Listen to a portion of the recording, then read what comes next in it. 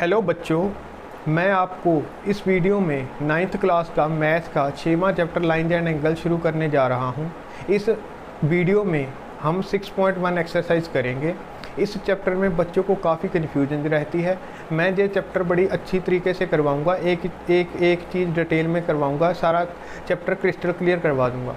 Exercise 6.1 शुरू करने से पहले हम कुछ बेसिक चीज़ें समझते हैं जो आपको पता होनी चाहिए। ठीक है, चलो शुरू करते हैं। सबसे पहले तो लाइन तो आपको पता ही होगी क्या होती है। लाइन क्या होती है?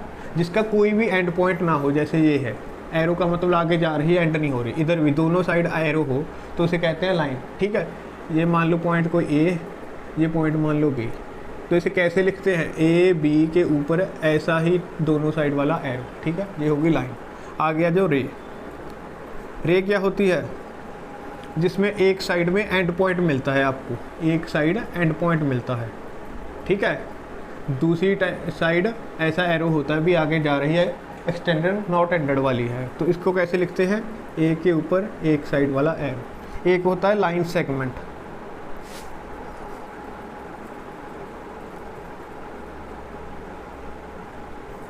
ठीक है, लाइन सेगमेंट क्या होता है? जो दोनों साइड से एंड हो, दोनों साइड से एंड होने वाली लाइन को बोलते हैं लाइन सेगमेंट।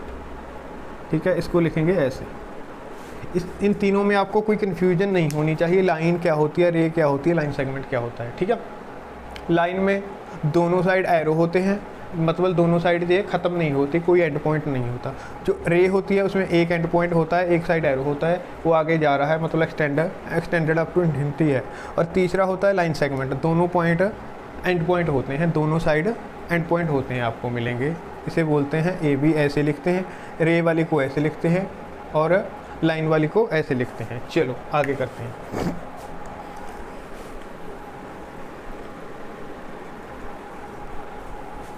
आगे एक देख लो, कोलिनियर पॉइंट्स।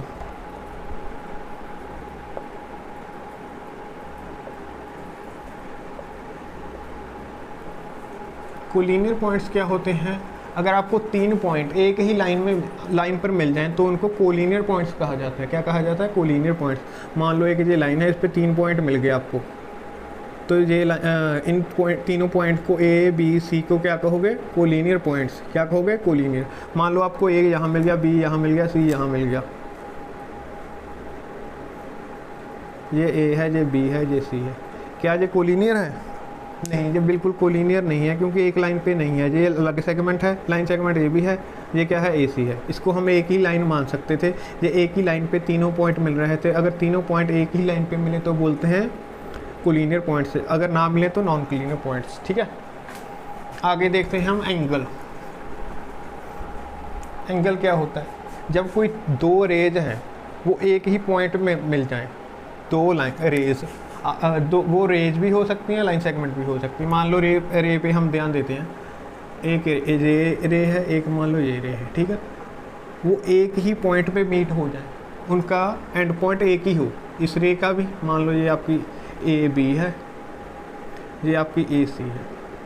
अगर दो रेज का एंड पॉइंट सेम हो जाए, या दोनों को हम एंड पॉइंट मीट करवा दें, तो दोनों के बीच जो बनता है इसको क्या बोलते हैं? एंगल। इसको क्या बोलते हैं? एंगल। जो जहाँ पॉइंट ये मिले, दोनों रेज जहाँ मीट कर रही हैं, एंड पॉइंट जो सेम है, इसको बोलते हैं वर्टेक्स। ठीक है, जो दूसरी वाली ये यहाँ से यहाँ ये बनी, इनको बोलते हैं आर्म्स। क्या बोलते हैं? आर्म। ये भी आर्म है, ये भी आर्म है। ठीक है, A B and A C are arms. ये आर्म्स हैं। ठीक है, पता चला? एंगल क्या होता है? जब दो रेज का एंड पॉइंट सेम हो, या दो रेज को हम एक ही पॉइंट पे मिला दें, जहाँ मिलती हैं दोनों रेज उसे बोलते हैं वर्टेक्सेस। जो दूसरी दोनों लाइंस हैं, जो दोनों रेज हैं, इनको बोलते हैं आर्म्स। ठीक है, जो इन दोनों के बीच में एंगल बनता है, ये इसे बोलते हैं एंगल। ठीक है, इसमें कोई दिक्कत नहीं है। आगे बढ़े। ये लाइन जो एंगल है ऐसा ही नहीं भी रेज में ही बनेगा, ये लाइन सेगमेंट में भी बन जाता है। आप मेरे को इस फिगर में बताओ,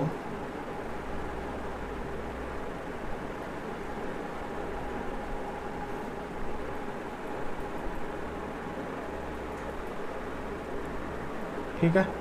इस फिगर में आपने बताना है भी कितने एंगल्स हैं इसमें, इंटीरियर एंगल्स बताने हैं। ऐसा एक क्लोज्ड फिगर है, क्लोज्ड मतलब बंद हुई फिगर है, इसमें इंटीरियर एंगल्स कितने हैं, ठीक है। बताओ, सोचो, एक मिनट पॉज करके सोचो। चलो शुरू करते हैं। इसमें टोटल 5 एंगल हैं। मैंने कहा था चाहे रे हो चाहे लाइन सेगमेंट हो। तो एक लाइन सेगमेंट ये है, ये दिख रही है, इनको नाम दे देते हैं ABCDE। लाइन सेगमेंट ये AB और AE एक ही पॉइंट पे मिल गई ना, ये एक पॉइंट में मिल गई तो एक एंगल तो ये हो गया। और BA और BC ये दोनों लाइन सेगमेंट भी एक पॉइंट पे मिल गई, एक एंगल ये हो गया। और CB और CD ये भी दोनों एक पॉइंट पे यहाँ मिल गई, एक एंगल ये हो गया। एक आपका DC और DE ये भी दोनों एक पॉइंट में मिल गई, ये भी एक एंगल हो गया। एक ED और EA ये भी दोनों एक पॉइंट पे मिल गई, तो ये क्या हो गया, एक एंगल। तो इस फिगर में कितने एंगल हैं टोटल? इंटीरियर 5 एंगल हैं, ठीक है। अब एंगल में कोई परेशानी तो नहीं है भी कितने कैसे होता है, क्या होता है एंगल? जब भी कोई दो रेज जहाँ लाइन सेगमेंट मीट करती हैं एक पॉइंट पे, तो उस पॉइंट को बोलते हैं वर्टेक्स। जो दोनों लाइन होती हैं, लाइन सेगमेंट होती हैं, इनको लाइन सेगमेंट को मैं कई बार फ्लो में लाइन बोल जाता हूँ, तो इनको आप लाइन सेगमेंट ही मानना। अगर जो ये लाइन है मतलब ये लाइन सेगमेंट है, इनको बोलते हैं आर्म्स। जो इनके बीच में बनता है इसको बोलते हैं एंगल। जहाँ जो मीट करती है इसको बोलते हैं वर्टेक्सेस, ठीक है। एक ए वर्टेक्सेस हो गया, B हो गया, C हो गया, D हो गया, E हो गया, तो 5 वर्टेक्सेस हैं, ठीक है। इसमें कोई दिक्कत नहीं है।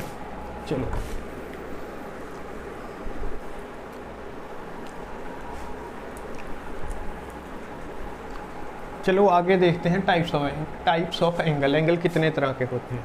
सबसे पहले तो ये देख लो, अगर कोई एंगल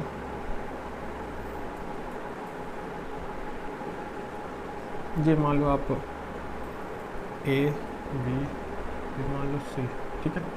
अगर एंगल मान लो ये X है, X एंगल अगर 0 से बड़ा और लेस देन 90 है, तो इसे क्या बोलते हैं? Acute angle. क्या बोलते हैं? Acute angle. अगर कोई एंगल 90 से छोटा और 0 से बड़ा हो, तो उसे क्या बोलते हैं? Acute angle. अगर कोई एंगल 90 का हो, पूरा 90 का, 90 का, ऐसे चौर से डब्बा बनाते हैं 90 के लिए, ऐसे चौर से डब्बा, तो उस एंगल को क्या बोलते हैं? राइट एंगल, ठीक है। अगर कोई एंगल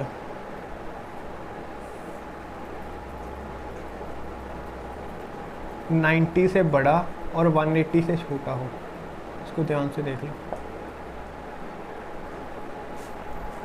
इसको बोल ऑब्ट्यूज एंगल। इन तीनों को पहले तो ध्यान से देख लो। अगर एंगल, इसे तो बोलते हैं 90 का एंगल, राइट एंगल, इसे क्या बोलते हैं? Right angle. इसको याद रखना, 90 का मतलब ऊपर को सीधी लाइन।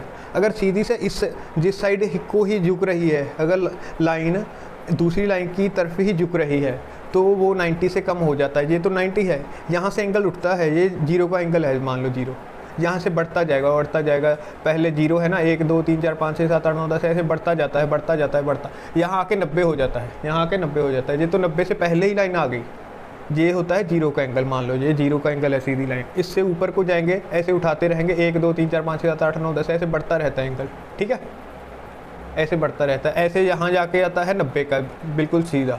ये 90 से कम है। अगर एंगल 90 से कम होगा तो उसे बोलते हैं अक्यूट एंगल। एंगल मेजर तो आपको करना ही आता होगा, प्रोटेक्टर से करते हैं, प्रोटेक्टर, ठीक है। ऐसी एक डी टाइप शेप सी होती है, आपको ज्योमेट्री में होगी, ठीक है। यहाँ उसके एक सेंटर जो यहाँ होता है, सेंटर बीच वाला, इसको हमने यहाँ रखना होता है, और ये लाइन हमने देखनी होती है कहाँ आती है। इसमें एक चीज़ ध्यान रखना, इसमें आपको एंगल 2 टाइप में लिखे दिखेंगे। एक तो यहाँ से मान लो 180, 170, एक तो ऐसे चल रहे होंगे, एक चल रहे होंगे आपके 0, 10, 20, 30, ठीक है। तो इस साइड अगर आप आओगे तो यहाँ आपका हो जाएगा अपना 0 है ना, ये 10, ये 20, ये 30 ऐसे चलते जाएंगे।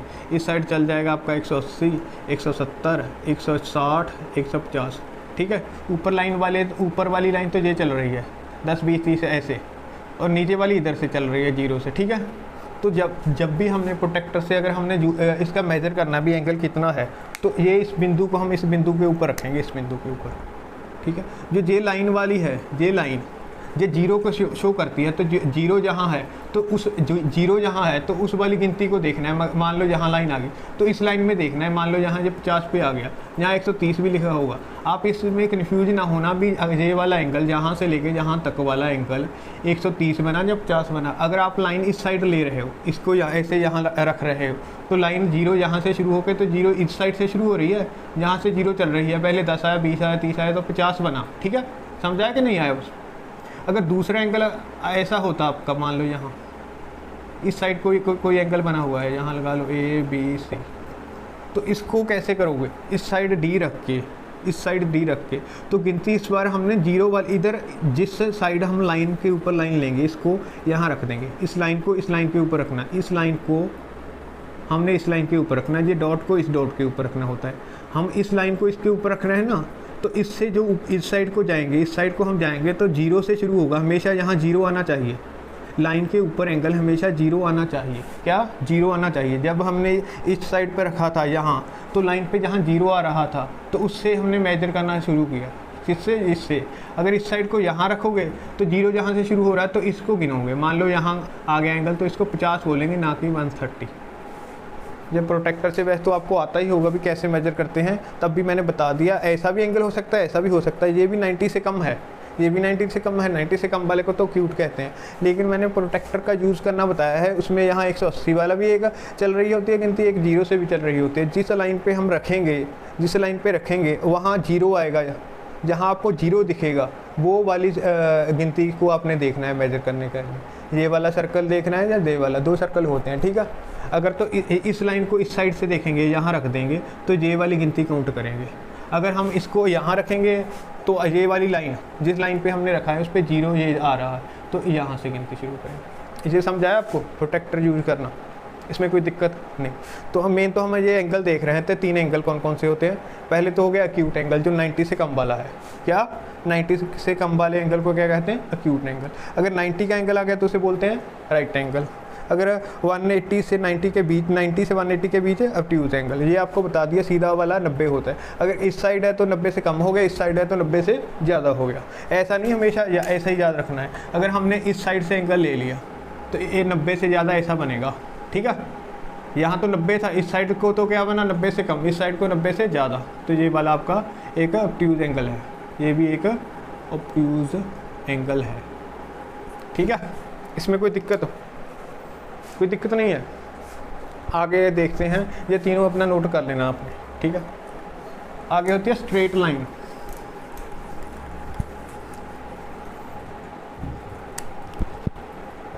स्ट्रेट लाइन तो सीधी होती है। अगर ये वाला हमारे पास एंगल आ गया, ये यहाँ, ठीक है, यहाँ कोई पॉइंट मान लो A, यहाँ मान लो B, यहाँ मान लो C, तो ABC एंगल कितना बना? 180, ठीक है।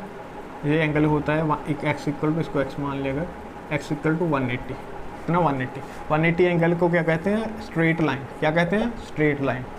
एक होता है रिफ्लेक्स एंगल।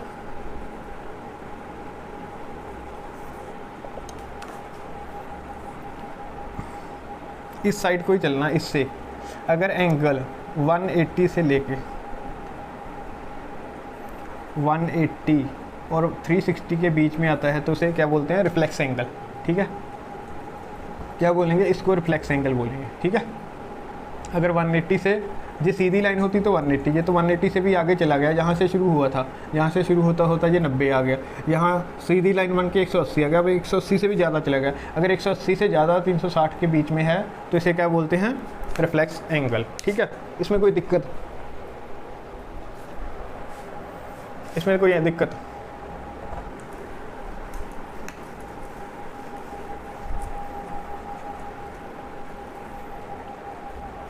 आगे देखते हैं एडजेसेंट एंगल्स,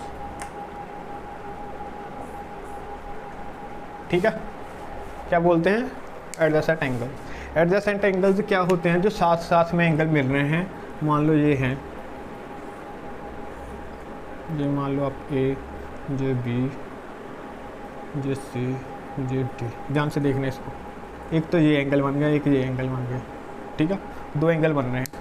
दो एंगल्स को एडजेसेंट एंगल तब कहेंगे अगर दोनों एंगल के बीच में एक तो कॉमन आर्म आ रही है, इसमें अगर देखा जाए कॉमन आर्म ए सी आ रही है, और दूसरा जो भी नॉन कॉमन है, अगर इस एंगल को हमने लिखना हो, लिखना भी सीख लो एक बार।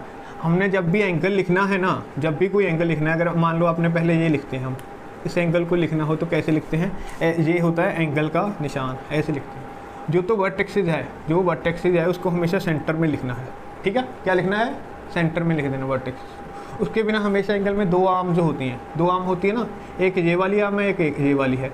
ये वाली आर्म ये वाली आर्म पे जो भी पॉइंट है उसको एक साइड लिख लो, दूसरी आर्म पे कोई भी जो पॉइंट है, यहाँ मान लो सी है तो दूसरी साइड वो लिख लो, ठीक है। तो इस एंगल को क्या कहेंगे, एंगल बी ए सी।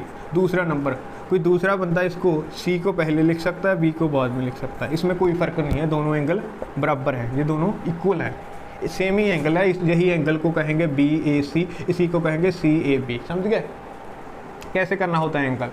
जिस वर्टेक्सिस पर बन रहा है उसको पहले सेंटर पे लिखना है। जो आर्म्स हैं एंगल, इस एंगल के लिए आर्म के ये है, एक आर्म ये है, एक आर्म ये है, एक आर्म ये है। इस लाइन पे आपको जो भी पॉइंट दिख रहा है, मेरे को बी दिख रहा है जहाँ, एक साइड वो लिख लो, और दूसरी लाइन पे जो भी पॉइंट दिख रहा है, मेरे सी दिख रहा है, सी लिख लो। ऐसा ज़रूरी नहीं भी पहले कौन सा लिखना है, ऐसा कोई रूल नहीं है, कोई भी पहले लिख सकते हैं, कोई भी एंड में लिख सकते हैं। बीच वाला हमेशा फिक्स रहेगा, बीच में हमने ए लिख दिया, बीच में ए लिख दिया, किसी ने बी पहले लिख दिया, किसी ने सी पहले लिख दिया, इसमें कोई फर्क नहीं, सेम एंगल है। अगर इस एंगल को लिखना हो हमने, ये वाले एंगल को, तो इसको हम कैसे लिखेंगे, एंगल का निशान। इसमें एक तो आर्म ये आ रही है, एक आर्म ये आ रही है, दोनों मीट कर रही हैं ए पे, तो एक तो सेंटर में लिखना ही लिखना। एक आर्म ये है, इस पर कोई पॉइंट देखो सी है, दूसरी आर्म ये है, इस पर कोई पॉइंट देखो, यहाँ लिख दो टी, तो डी है। तो ये एंगल क्या बना, सी ए टी। चाहे दूसरा बंदा आएगा कहेगा मेरे को डी पहले लिखना है, सी बाद में लिखना है, तो भी कोई फ़र्क नहीं, दोनों बराबर होते हैं, ठीक है, दोनों बराबर होते हैं। एंगल लिखना सीख गए, एंगल सीखने में दिक्कत तो नहीं है कोई। कैसे लिखते हैं, जो वर्टेक्सिस है उसको लिखना है सेंटर में। दो एंगल के लिए एक वर्टेक्सिस होती हैं, दो आर्म्स होती हैं। जो वर्टेक्सिस है वो सेंटर में लिखनी है, आर्म पे जो पॉइंट आ रहा है वो साइड पे, दोनों साइड दोनों आर्म वाले पॉइंट लिख देने हैं, ठीक है, इसमें कोई दिक्कत नहीं। अब इसमें ये आपको दो एंगल दिख रहे हैं, एक एंगल तो ये दिख रहा है, एक एंगल ये दिख रहा है। अब इनको एडजेसेंट एंगल्स कब कहेंगे, इनको एडजेसेंट एंगल्स तब कहेंगे अगर इन दोनों एंगल में एक आर्म सेम है। अगर इस एंगल में देखें और इस एंगल में देखें, कोई आर्म सेम है, हाँ है, ये आर्म इसी एंगल में भी आ रही है, ये आर्म इस एंगल में भी आ रही है, तो कॉमन आर्म आ रही है। एक तो कॉमन आर्म आनी चाहिए, क्या आनी चाहिए, कॉमन आर्म, ठीक है। इसके बिना दो रहेगी आपकी नॉन कॉमन आर्म्स, ठीक है। जो नॉन कॉमन आर्म है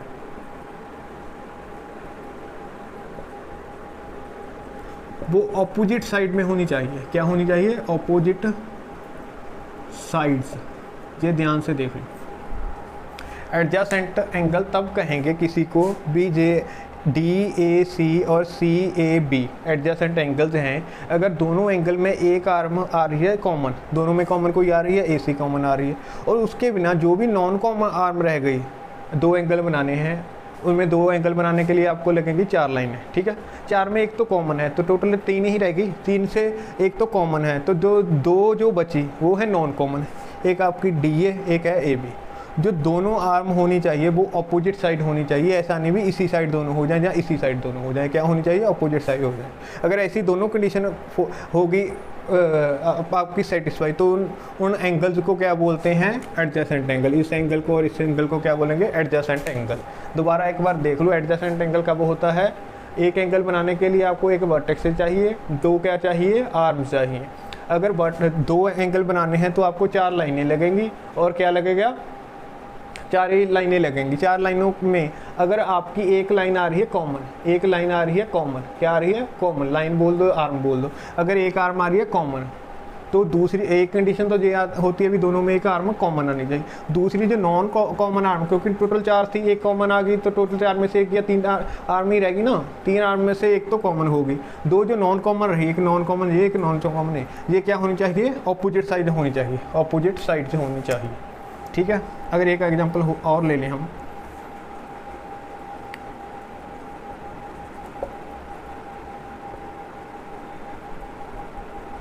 यहाँ लिख लो डी।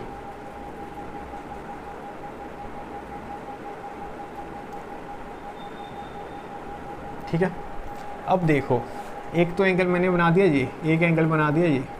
इनमें अब देखो अगर ये एंगल है इसका नाम क्या होगा, एंगल सी ए बी, और दूसरा एंगल ये वाला बना दिया, दूसरा ये बड़ा वाला एंगल बना दिया। पहला ये वाला एंगल बना दिया, दूसरा बड़ा वाला एंगल बना दिया। दूसरा एंगल है आपका डी ए बी। अब इसमें पहले नंबर पे देखो डी ए बी और सी ए बी में कोई कॉमन आर्म आ रही है, बिल्कुल आ रही है। अभी ए बी कॉमन है दोनों में, ए बी कॉमन नहीं है, कॉमन आर्म है। ये इस एंगल में भी है, इस एंगल में भी है, कॉमन तो है आपके पास। क्या है वो, ए बी। जो नॉन कॉमन है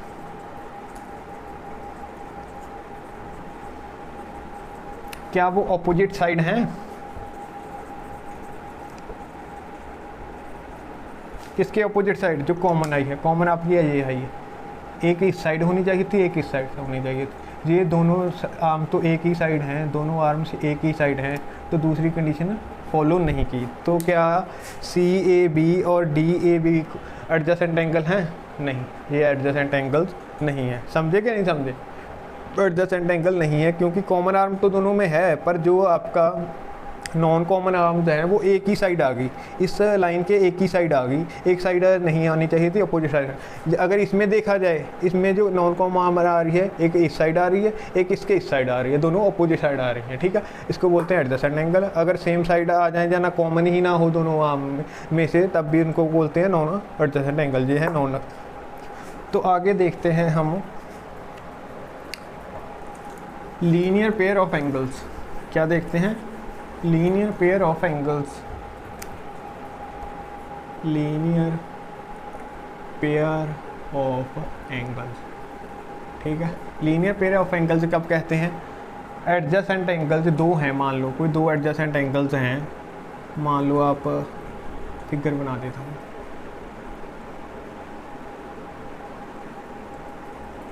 ये ए मान लो, ये बी मान लो, ये आप सी मान लो, ये डी मान लो। ठीक है, एक आपके पास मान लो B A C and C A D are two adjacent angles. देखो ये एडजेसेंट हैं इन दोनों में, इसमें और इसमें। एक कॉमन आर्म आ रही है, ये आ रही है, और जो नॉन कॉमन आर्म है ये और ये क्या है, ऑपोजिट डायरेक्शन में। इसके एक इस साइड है, एक इस साइड है, दोनों क्या है, ऑपोजिट डायरेक्शन में है। लीनियर पेयर ऑफ एंगल्स तब कहेंगे अगर दोनों जो आपके एंगल बने हैं, जो दोनों एक ये एंगल बने हैं, जहाँ ये देखो अगर दोनों जो नॉन कॉमन लाइन लिखो, नॉन कॉमन आर्म्स है ना, जो नॉन कॉमन आर्म्स हैं वो एक लाइन बना रही हूँ। क्या बना रही हूँ? लाइन।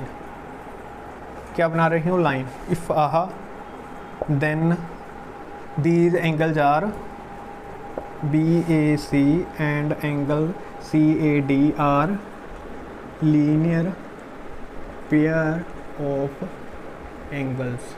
इसको समझो दोबारा एक बार देखो। अगर दो एडजेसेंट एंगल्स हैं, उनकी दो आपको नॉन कॉमन आर्म्स मिलेंगी। अगर दोनों नॉन कॉमन आर्म्स एक लाइन बना रही हैं, ये देखो तो आपको लाइन बन रही है ना, सीधी लाइन बन रही है।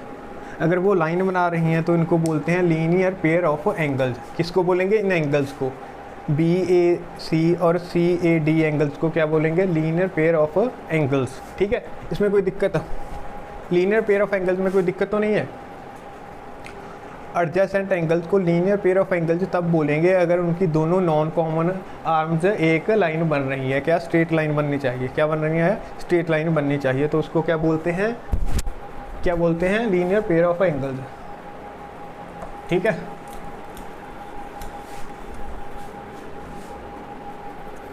Vertically opposite angle. Vertically opposite angles कब बनते हैं ये? अगर आपके पास दो लाइनें मिल गई कोई भी और इंटरसेक्ट कर रही हैं, दो लाइनें आपस में इंटरसेक्ट कर रही हैं, तो उनके यहाँ एक एंगल ये बनेगा। कितने एंगल दिख रहे हैं? एक आपको ये भी एंगल दिख रहा है, अभी बताया था, एक एंगल आपको ये भी दिख रहा है, एक ये भी दिख रहा है। जो ऑपोजिट है, ये और ये ऑपोजिट है, ये और ये ऑपोजिट है। इसको अगर मैं x कह दूँ, y कह दूँ, z कह दूँ और a कह दूँ, ठीक है। x और y, x और z दोनों ऑपोजिट हैं और एक दूसरे के ऑपोजिट है ना। इन दोनों को अगर दो लाइन क्या कर रही हैं, इंटरसेक्ट, कट करने को बोलते हैं इंटरसेक्ट। अगर दो लाइनें इंटरसेक्ट कर रही हैं तो जो एंगल बने ऑपोजिट साइड में उनको वर्टिकली ऑपोजिट एंगल कहते हैं। इन दोनों को वर्टिकली ऑपोजिट एंगल है।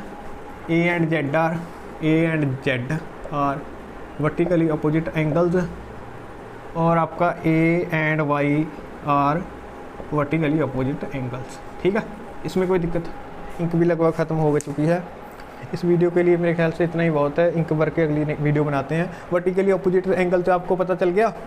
दो लाइंस अगर इंटरसेक्ट करेंगी, जो चार एंगल बनेंगे उनमें से ऑपोजिट वाले एंगल होंगे ना, इनको दोनों को क्या बोलते हैं, वर्टिकली ऑपोजिट। इन दोनों को वर्टिकली ऑपोजिट एंगल। देखूँ थोड़ी इंक, अगर आपको ये आ गया मान लो, इसमें आपको कोई वर्टिकली ऑपोजिट एंगल दिख रहा है, दिख रहा है भाई, मेरे को बहुत दिख रहे हैं। ये और ये भी वर्टिकली ऑपोजिट है। ये लाइन है, ये लाइन है, इंटरसेक्ट कर रही है ना। ये एंगल और ये एंगल क्या हो, वर्टिकली ऑपोजिट। ये एंगल और ये क्या, वर्टिकली ऑपोजिट। और ये एक लाइन है, ये एक लाइन है, ये भी तो आपस में इंटरसेक्ट कर रही है।